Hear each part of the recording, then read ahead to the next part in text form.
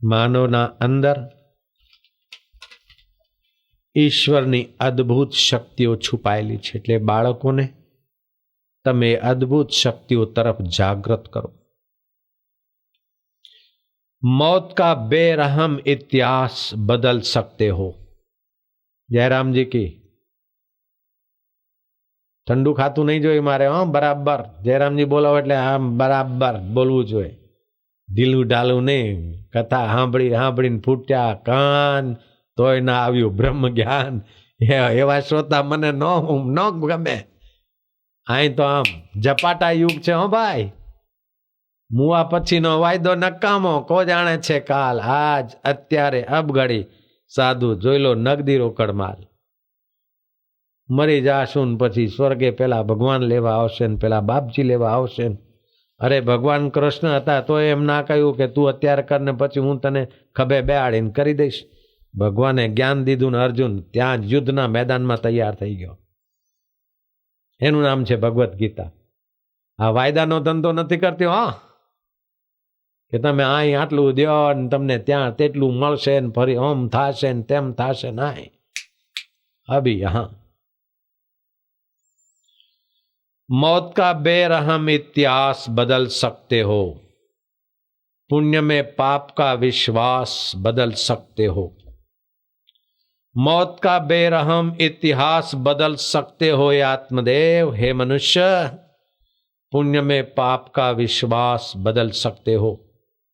अपनी बाहों पर बुद्धि पर भरोसा अगर कर लो तो यह तो धरती है, तुम आकाश को बदल सकते हो। तुम चिदाकाश के चैतन्य को आत्मरामी बनाकर अनुभव कर सकते हो। Nothing is impossible, everything the possible. ये कौन सा उकदा जो हो नहीं सकता, तेरा जी न चाहे तो हो नहीं सकता। छोटा सा कीड़ा पत्थर में घर करे, इंसान क्या दिले दिलबर में घर ना करे। જેટલી સંસાર માટે હાય ઘોડા કરીએ મજૂરી કરીએ ને એનાથી 10મો ભાગ જો આત્મ પરમાત્માના માર્ગે ગયા હોય ને આમ મળે હો આમ। જેટલું આ હીરામાં ને ઘંટીઓમાં મગજ અને સમય વાપર્યો ને એનો 10મો ભાગ લીલાશા બાપુના માર્ગે વાપર્યો હોત ને તો અત્યારે તો પૂજાયા હોત ભાઈ। જેટલી બુદ્ધિ હતી જેટલી કર્મ શક્તિ હતી એ બધી જ્યાં વાપરીને એના કરતા ઓલે માર્ગ વાપરી હોત તો પ્રાઇમ મિનિસ્ટર મેકર થઈ ગયા હોત। કૃષ્ણ કનૈયા લાલ કી। અને અત્યારે હજી ચેતી જાવ ને તો ઘણું છે હો ભાઈ। હજી એનો ઉપયોગ સદુપયોગ કરો। તમે એનો ઉપયોગ તમારી યોગ્યતાનો સંસાર ઉપયોગ કર્યો છે। સંસાર ઉપયોગ, સંસાર કોને કહેવાય? સંસરતીથી સંસાર, જે સરકતું જાય, જે બદલાતું જાય, છૂટતું જાય અને ડૂબળું કરતું જાય, ખપાવતું જાય, કમજોર કરતું જાય, ગઢપણ બાજુ ધકેલતું જાય અને છેવટે મારી નાખે, એનું નામ સંસાર। એમાં તો બધી બુદ્ધિ શક્તિ યોગ્યતા ડાપણનો બધો ઉપયોગ કરી મંડ્યા। મળ્યું હું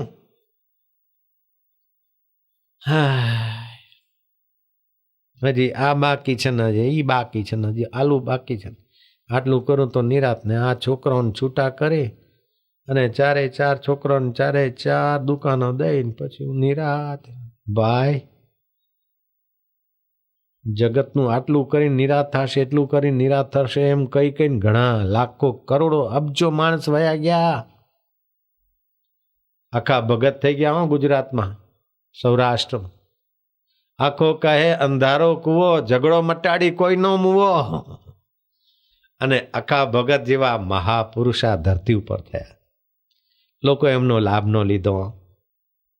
એવું રોકડિયું પાક દેતા કે ઓહો જો સમજવું હોય ને તો ચેતી જાય। આખા ભગતના ચાબકા। તમે ઈશ્વરની મૂર્તિમાં ભગવત ભાવ કરીને ભગવતાકાર વૃત્તિ કરો એ તો બરાબર, પણ આજે આ ભોગ ધર્યો ને આજે આ મોનથાલ ને આજે આ મિષ્ટાન ને પછી લુલીના લટકા કરવા મંડી પડો અને તમે કરો ને તમારા ભક્તોને ફસાવો આ જીભના લટકામાં એનું નામ ઠાકોરજીની સેવા નથી. હવે કોઈને આકરું ન લાગે તો કહી દઉં,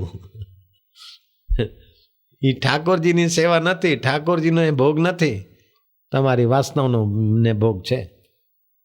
ભગવાનને આજે આ જમાડીએ ને ભગવાનને આ જમાડીએ, અંદર ખદબદતું હોય ને નામ ભગવાનનું વટાવવાનું લે. અમદાવાદમાં એક મંદિર છે પ્રસિદ્ધ, ત્યાં એક ડોશીબા જાતા, હું એ જાતો, જય શ્રી કૃષ્ણ કહી દો ને.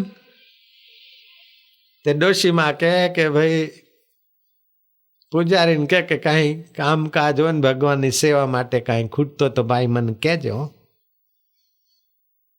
તો પૂજારી કે હા, ધડાક લઈને બાલભોગ લાયા. એ ડોશીમાન દીધો, બીજાને નહીં હો, કારણ કે ડોશીમાન દોવાના છે કે એની પોટલીને પૈસા કાઢવા છે કે.